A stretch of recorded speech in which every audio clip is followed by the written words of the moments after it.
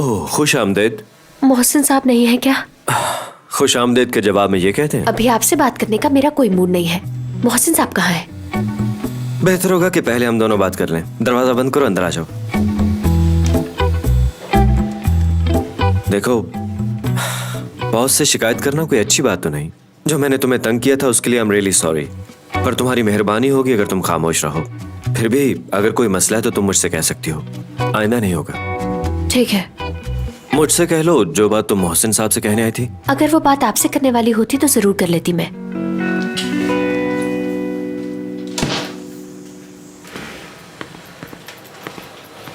कैसे हैं मोहसिन साहब? मैं आपसे बात करने के लिए आपके ऑफिस गई थी लेकिन आप मौजूद नहीं। क्या हुआ बेटी, सब ठीक तो है ना? परेशान लग रही हो। जी, दरअसल मैं ये जॉब छोड़ रही हूँ तो बस आपसे मिलने आई थी। आपने हमेशा मेरी मदद की है। सब ठीक तो है ना? जी सब ठीक है, बस मेरे भाइयों को पसंद नहीं है इसलिए कुछ अरसे के लिए छोड़ रही हूँ। लेकिन क्यों? इससे अच्छी जॉब मिल गई है क्या? नहीं नहीं, ऐसा कुछ भी नहीं है। मैं तो ऐसा सोच भी नहीं सकती। बेटी यहाँ कोई तकलीफ है तो बताओ। बिल्कुल भी नहीं, मैं तो बस ऐसा अपने भाई के कहने पे कर रही हूँ। यहाँ मुझे कोई परेशानी नहीं थी। ठीक है, घर वालों के खिलाफ तो नहीं जाया जा सकता। तुम मेरे मरहूम दोस्त की निशानी हो। तुम्हें हमेशा बेटी समझा है मैंने। मुझे मेरे दोस्त ने तुम्हारा ख्याल रखने का कहा था और मैंने इस फैक्ट्री में कभी तुम्हें मुलाजिमा नहीं समझा। अगर दोबारा जॉब का मूड बने तो इस फैक्ट्री के दरवाजे हमेशा खुले हैं। आपका बहुत शुक्रिया मोहसिन अंकल, आप बहुत अच्छे हैं। सदा खुश रहो।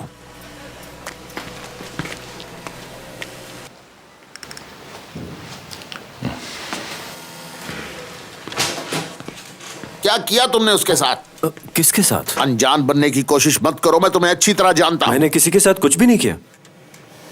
एक मिनट, आप किसकी बात कर रहे हैं बताएं जरा। आयशा की। क्या हुआ आयशा को? क्या कहा उसने? क्या कहा है तुमने उसे? जॉब छोड़ दी है उसने। तो मैं क्या करूं? इससे मेरा क्या लेना देना है? तुम्हें यहाँ आए 2 दिन हुए हैं और सालों से काम कर रही लड़की जॉब छोड़ गई। अभी कल ही मैंने तुम दोनों को बातें करते देखा और आज वो चली गई। मैं उन लड़कियों जैसी नहीं हूँ जिन्हें तुम बेवकूफ बना के अपने आगे पीछे घुमाते हो। तुम्हें क्या लगता है कि तुम मेरे बॉस हो तो मैं तुम्हारी बातें सुनूंगी? तुम्हारी बातें सुनने के लिए नहीं आती। और तुम्हें क्या लगता है, हाँ, तुम्हारे पास पैसे हैं तो कुछ भी कर लोगे तुम? जा रही हूँ, और भी काम है मुझे। अरे बाबा, अगर कोई भी मुसीबत आएगी तो मैं ही कसूरवार हूँगा क्या?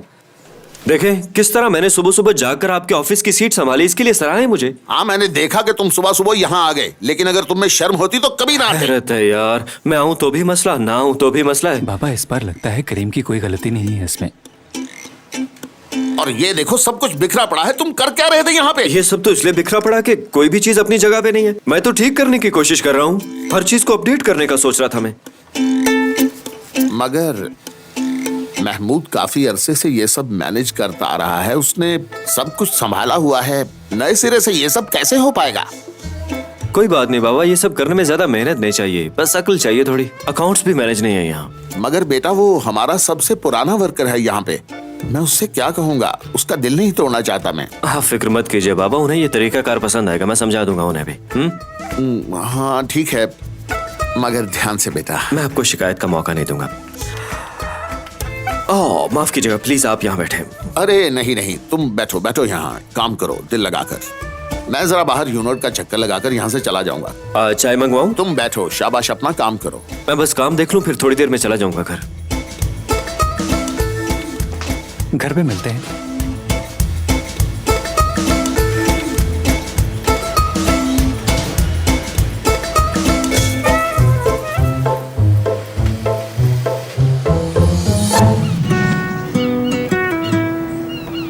फिक्र मत करो, मेरे होते हुए ऐसा कुछ नहीं होगा। शादी कोई गुड्डी गुड्डे का खेल तो नहीं है। तुम मेरे भाइयों को नहीं जानते। क्या तुम्हारे भाइयों को अपनी इकलौती बहन की खुशी अजीज नहीं है? देखो आयशा, वो तुम्हारी रजामंदी जरूर पूछेंगे। मैं आज ही अपने बाबा से बात करता हूँ इस बारे में। मेरी बात कभी नहीं टालेंगे वो।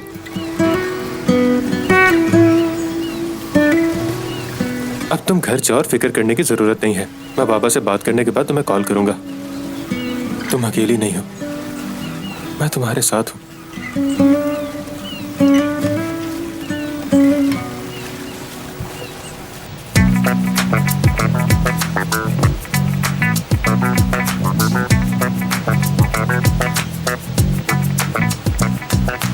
फुरकान, काम बहुत ज्यादा है, मेरे तो सर में दर्द हो गया। क्या तुमने डिजाइनर्स को कॉल कर दी है? हाँ हाँ कर दी है। वो लोग कल आ जाएंगे, फिक्र मत ठीक करो। है। अरे वाह, तुम यहाँ?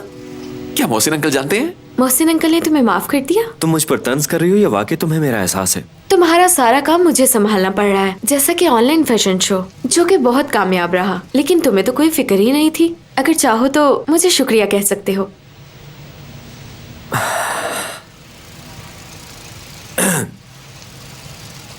ऑनलाइन फैशन शो के लिए बहुत शुक्रिया, और मैं अपनी पर्सनल लाइफ में किसी को मुदाखलत करने की इजाजत नहीं देता हूँ। हाँ, समझ गई, और दोबारा ऐसा नहीं होगा। मैं कोशिश करूंगी कि उस इंसान की जिंदगी में इंटरफेयर ना करूं जिसकी नजर में मेरी कोई वैल्यू नहीं है। शायद तुम भी ऐसा ही चाहते हो। तो करीम साहब, मैं आपके लिए कॉफी लेकर आती हूँ, ठीक है?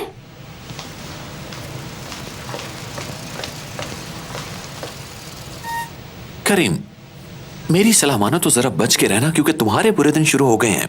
जानते हो कैसे? निदा की वजह से। क्या कह रहे हो यार, पहेलियां मत बुझवाओ। तुम्हें खबरदार कर रहा हूं, इस लड़की को कोई आम लड़की मत समझना, ये तुम्हें बर्बाद कर सकती है। क्या सुबह सुबह फजूल बातें कर रहे हो?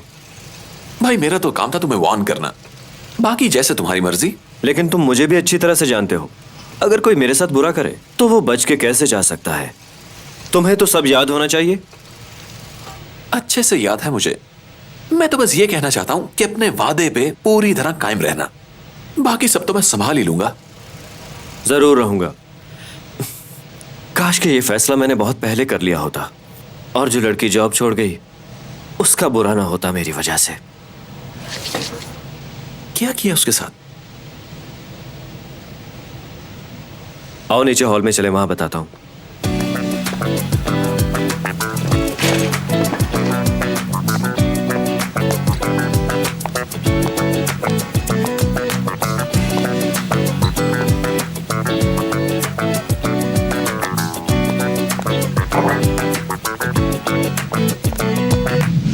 पहली बार आयशा से कहाँ मिले थे तुम? बोर्ड पे आयशा और उसके दोस्त मेरी साथ वाली सीट पर बैठे थे। मैं तो उन्हें जानता भी नहीं था। उसके एक दोस्त ने मुझसे बात शुरू की और फिर मैं उससे नजरें हटा ही नहीं सका। तुम दोनों कितने अरसे से एक साथ हो? तकरीबन 6 महीने हो गए हैं। अभी उसकी पढ़ाई जारी है ना? जी बिल्कुल, लेकिन वो घर पे पढ़ाई कर रही है। उसके 2 साल रहते हैं अभी। उसका एडमिशन हैचेप्टे यूनिवर्सिटी में हो गया था बाबा, लेकिन उसके भाइयों ने उसे दूसरे शहर जाने से मना कर दिया। वो समझदार लड़की है बाबा, पढ़ाई के साथ जॉब भी कर रही है। हाँ, ये तो मैं जानता हूँ। तुम्हारा दिमाग तो ठीक है ना? लेकिन बाबा वो अंदर चलो।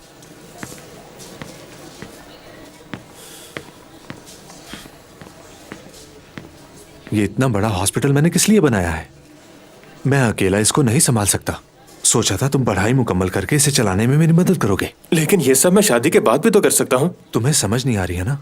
बाबा समझ तो आप नहीं रहे। तुम्हारी अकल पे पर्दा पड़ गया है, समझे?